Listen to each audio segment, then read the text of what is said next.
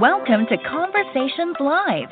For more than a decade, we've brought you the best in books, entertainment, celebrity interviews, and current events. When the movers and shakers of the world have something to say to you, they say it to us first. Now celebrating 17 years of broadcasting success, here's your host, Cyrus Webb.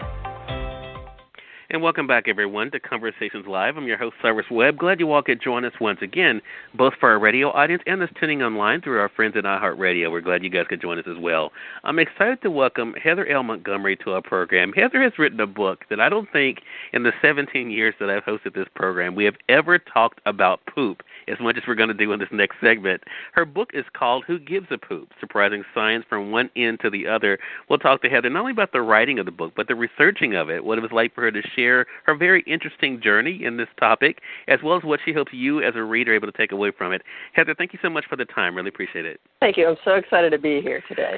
Well Heather, I posted my review before we went live today, and I think one of the big takeaways for me in this book is how I think readers of all ages, I know this is kind of intended toward a younger audience, but I think have a new appreciation for science. That was the big takeaway for me. What has it been like for you to see how science is such a big part of the discovery in this book? Right. That is the amazing thing to me. When I was a kid, I thought like science was done, that it was these facts that were in this book that I had to memorize and regurgitate on a test, right? But that's not science. Like, to me now, I think of science as a verb. It's the active doing of something. It's the discovery. It's the exploring. And that's the amazing thing about this book. And honestly, the previous book, Something Rotten, A Fresh Look at Roadkill, taught me a whole entirely new way to write. I have these questions, and I'm curious, and I just go after them.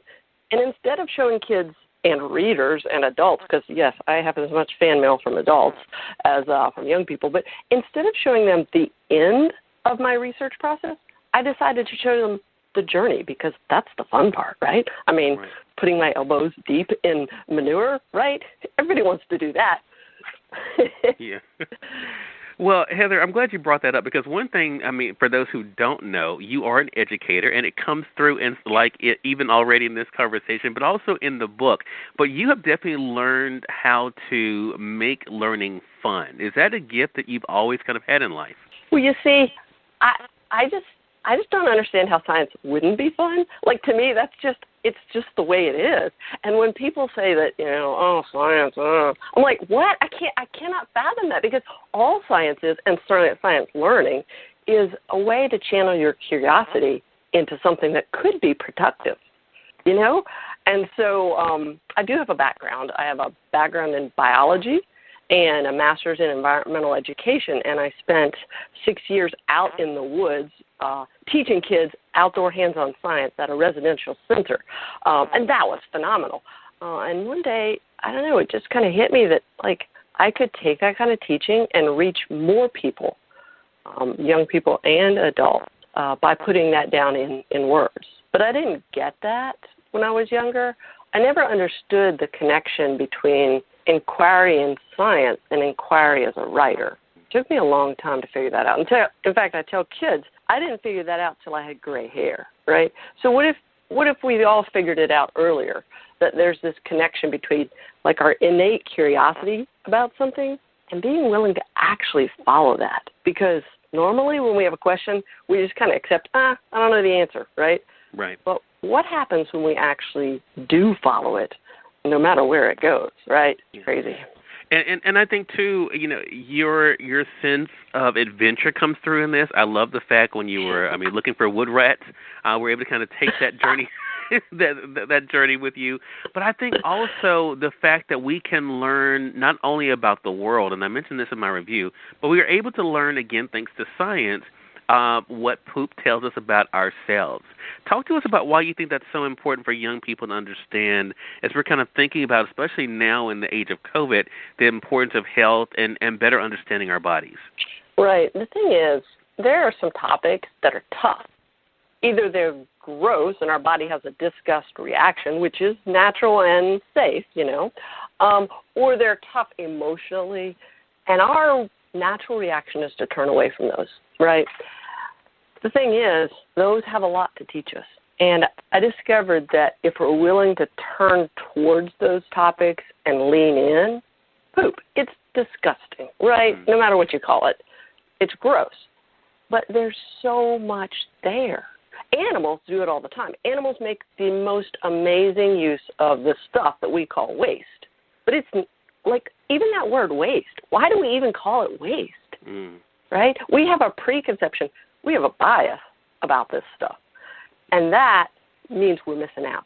We are missing all these amazing discoveries. For many years here in the United States, we missed an amazing medical procedure that's saving lives left and right. It's you transplant feces from one human into another. And I met a young lady whose life literally was changed completely because of her brother's.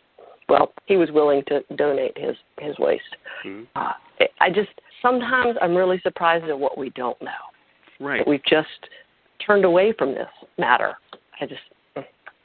And I think, too, and one thing I've learned in doing this show over the years, Heather, and also in talking to individuals is, I mean, if we think about it, if we do step back and think about it, I mean, we can understand why there are benefits. I think about people who live on farms and how they're able, to use waste as part of fertilizer, right? I mean, it's kind of one of those things that other people seem to understand, but those of us who kind of on this side, we think, okay, that seems weird, but we don't get it. Do you hope a book like Who Gives a Poop better helps people to get it and to better appreciate the benefits that can come from it?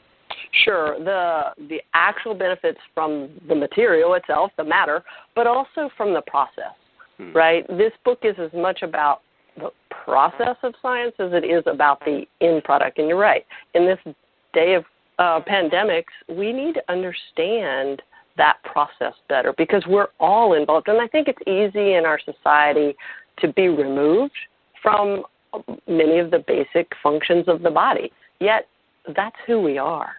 And so what's so revealing to me is to actually look at how the body works. Like, okay, I have a biology degree, and I knew all the basic body parts of the digestive system, but I didn't really understand what they do.